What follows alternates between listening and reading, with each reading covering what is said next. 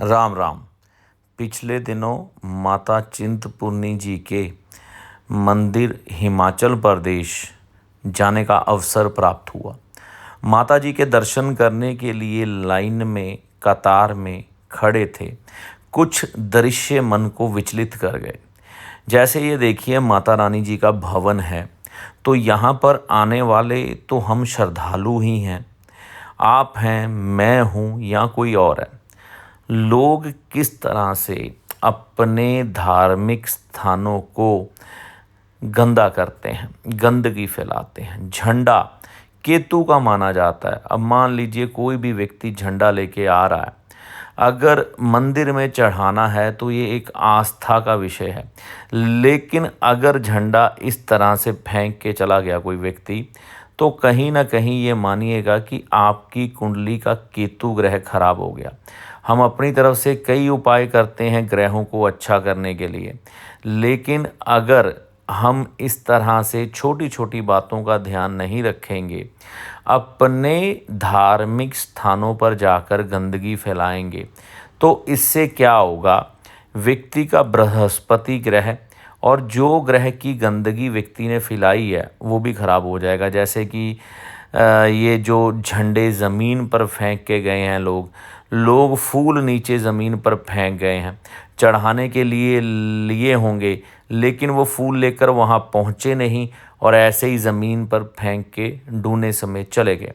तो कोई भी व्यक्ति अगर अपने धार्मिक स्थानों की अच्छी तरह से अपनी तरफ से देख रेख नहीं करता, वहाँ पर थोड़ी भी गंदगी फैला के आता है, तो मान के चलिए कि आपको आपकी किस्मत के संबंध में आज नहीं तो कल दुष्परिणाम मिलेंगे ही मिलेंगे। ये ध्यान रखना है। मैंने देखा है लोग पानी की बोतलें ये ऐसे ही छोड़ जाते हैं। माता जी के मंदिर में पानी की बोतलें ऐसे ही गिरी हुई थी। मतलब कोई ध्यान नहीं रखा जाता कि हम अपनी वेस्ट को सही जगह पर पहुंचाएं। माता जी के मंदिर के प्रवेश द्वार पर ही लोग देखो पानी की बोतलें छोड़ गए। तो मुझे तो ऐसे लोगों की मानसिकता पर हैरानी होती है। ये देखिए पानी की बोतलें पड़ी हैं खाली। मतलब क्या सोच के आप अपनी भक्ति को प्रकट कर रहे हो? मतलब अपने धर्म की मर्यादा और साफ सफाई का कोई ध्यान नहीं। अपने घर में क्या इसी तरह से आप सब कुछ व्यवस्थित रखते हो? ये मंदिर की कमेटी या मैनेजमेंट के द्वारा फैलाया गया कचरा नहीं है, ये उन श्रद्धालुओं का फैलाया हुआ कचरा है जो माता जी के दर्शन चिंतपूर्णी धाम में करने आए। तो देखिए, एक बात याद रखिए, लोगों को समझाना ज़रूरी है। अगर आप किसी को समझा नहीं सकते तो कम से कम आप खुद भी कभी भी गंदगी ना फैलाएं। कोशिश ये करें जब भी आपको मौका मिल जाए, वहाँ से फैली हुई गंदगी जो भी लोगों के द्वारा फैलाई गई है वो उठाकर किसी डस्टबिन में डाल दें, व्यवस्थित ढंग से रख दें। आपको देखा देखी आज नहीं तो कल लोग भी करने लग पड़ेंगे। अगर आपके माध्यम से एक व्यक्ति भी सीख गया ना, तो आपको इसका कई गुना फल बढ़ के मिलता है।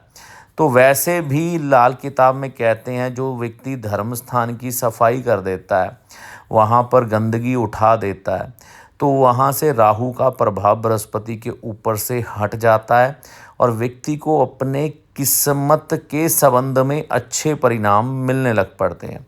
तो पितरों की सेवा भी लोग करते हैं, लेकिन पितृ के लिहाज से भी अगर कोई धर्म स्थान में सफाई करता है तो उसको लाभ मिलता है, पितर उस पर प्रसन्न होते हैं।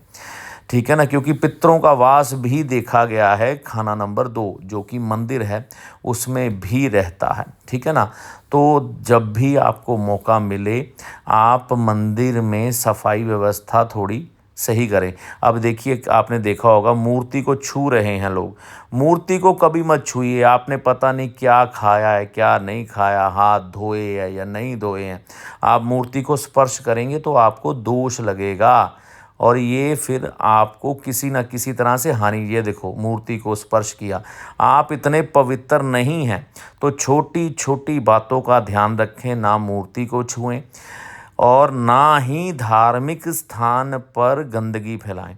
हमारे पुरातन मंदिरों में मूर्ति को छुआ नहीं जाता था, क्योंकि हमारे हाथ गंदगी से या दोषपूर्ण होते थे।